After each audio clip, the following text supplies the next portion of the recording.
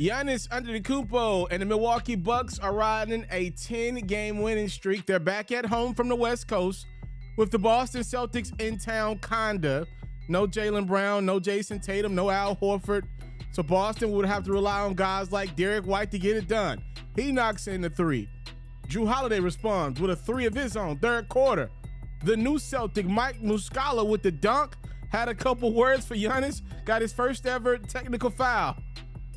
As we close out the third, it's Jrue Holiday. He was just unreal in this one. A career-high 8 3-pointers. He couldn't miss from beyond the three-point line. Giannis inside, really close to the rim, where he never misses. Greek Freak and Jrue Holiday lead the Bucks in this very closely contested game. Malcolm Brogdon lines up a three and knocks it down. Boston's up by 2. It's Holiday off the dish from Giannis, not once, but Jrue was so hot, you better make it twice. Milwaukee up by 6, presumably about to get away from Boston. Not so fast. Brogdon, quick deuce. Deficit down 2-1. Milwaukee would make some free throws. How about Sam Hauser knocking in the deep, desperate three over Chris Middleton? Defense can't get too much better than that. Sam Hauser doesn't care. We're tied at 116. Can Middleton get some get back on the other end? It's no good. And somehow, some way, Boston forces overtime. In the extra period, it's Derek White. He had 27 points and 12 assists. A costly turnover here, though. Ends in a Jrue Holiday finish. Jrue had a season-high 40. Boston up a point. Now they're not. It's Holiday season for 3. Celtics need someone to go to in the clutch. Giannis and Grayson Allen team up to force the turnover on my VFL, Grant Williams. A clear path foul is called on Derek White. Giannis would go to the line, make 2 free throws. Milwaukee maintains possession, up 4 in the closing seconds. And how about Giannis? An emphatic throwdown to get the Bucks to their 11th straight victory. They improved to 40-17 on the season. Celtics fall to 41-17. A half game separates the two best out east. Boston can't overcome their injuries. They lose to Milwaukee by 6. I gotta be honest with you guys. Sometimes I get really mad when I see good games like this not being covered. You know, let's be real. The mainstream sports media wasn't going to cover a game like this as soon as they found out Jason Tatum wasn't playing, right? They look at the game as a complete wash. It bothers me because it was actually a really good game, as you saw from my highlight, from two teams that really don't like each other. Just Giannis throwing down that dunk for no other reason. He could have just held the ball just because I don't like you. Y'all eliminated me. Y'all stopped me from repeating last year.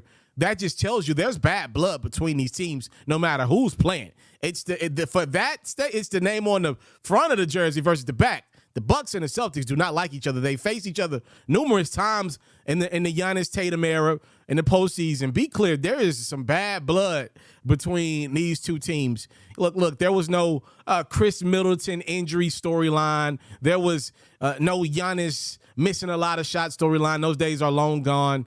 You know, with Tatum out and Brown out, obviously you miss those storylines there between Tatum and Giannis matching up. There's no head coach love affair going on right now, at least to the best of my knowledge, for the mainstream media to tag themselves to, so they don't cover a game like this the way it should have been. I got to be real with you guys, though. What I saw from that game, if you're a Boston Celtics fan, you got to be really pleased at the performance from your team shorthanded. Let's not forget, not only is Tatum and Brown out, but your vets in Horford and Smart are out as well. Boston was missing some guys. Some guys that played in this game are not even in their rotation. And the Giannis Antetokounmpo-led Milwaukee Bucks team, they're really good. I actually just saw them on the West Coast a couple times against the Lakers and Clippers, and they took care of business both games. I'm actually thinking to myself, maybe the Bucks were a little jet lagged because they should have put this Celtics team away a long time ago, period. If you got championship aspirations, as great as the Greek Freak is, as good a team Milwaukee is, and they're healthy pretty much, I expect them to put the Boston Celtics that shorthanded away earlier than what they did. That game got to overtime, and Boston was a couple shots away from winning that bad boy. How about Derek White playing some really good ball? He was playing good ball before the Brown injury and the Tatum injury. So he's playing really good ball right now. He could be a very valuable piece. When I look at a guy like that, this is a guy that could easily, in the playoffs, in the conference finals, the NBA finals, he can win you a game. He ain't going to win you a series, but to act like he can't go drill 7 to 9 3-pointers in a playoff game and be the difference maker, make some really good clutch plays in the fourth quarter, just some timely steals, some timely passes. Be clear, Derek White might have something to say about this season before it's all said and done. I want to give Boston some credit for addressing their depth, at the trade deadline last year and obviously in the offseason going and getting Malcolm Brogdon. I'm a Milwaukee Bucks guy, right? Y'all know I love me some Giannis. I'm a diehard Laker fan, but when my Lakers are not doing good, which has been the last few years, I root for Giannis and the Bucks because I like Giannis a lot. I got to be honest with y'all, though. I'm honest, number one, before anything else. I would be very fearful of that Celtics game. I'm not throwing that game out like everybody else is. I think there's something to that. I think you just saw some improvements from that Boston team last year versus this year. That's depth. All right, and I don't even think the Milwaukee Bucks are able to compete with that type of depth. To get that game to overtime, look, the Bucks get Jay Crowder back, but I don't think he offsets what I just saw. That is scary from Boston. Be clear. I believe Giannis and Jrue Holiday could have beat any team in the East last postseason without Chris Middleton except Boston. Give the Celtics credit. They did what I don't believe any other team in the East would have done. And I don't know if the Warriors would have been able to beat the Bucks in the finals, even if Chris Middleton wouldn't have come back, which we know he wouldn't have been back. It took him about 60% of this year to get back. So we know he wouldn't have been back in the playoffs last year. That Tatum and Brown duo, they're for real. They the real deal Holyfield, and they don't take a lot of nights off, so they're going to be game come this latter part of the season. I am very much so looking forward to an Eastern Conference Finals matchup between these two teams, and I can't forget what I just saw in this matchup.